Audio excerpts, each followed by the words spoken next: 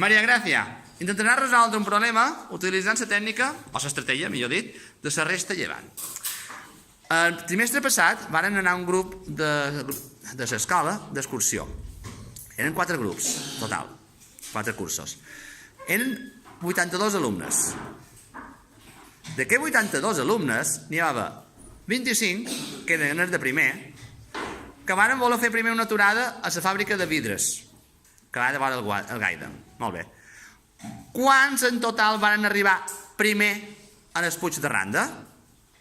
Explica què aniràs fent. Jo faria aquí,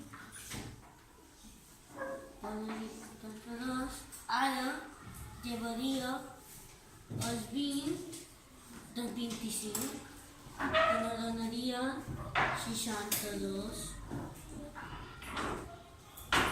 Ara A continuació llevaria els 5 i que me donarien 57.